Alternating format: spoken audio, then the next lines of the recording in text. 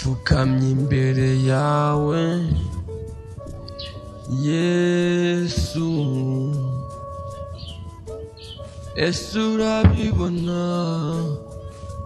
ko nje imbere nocishije bugufi,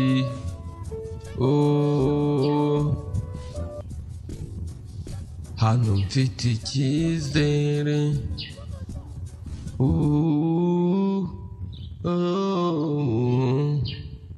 cyo kugumana nawe Yesu,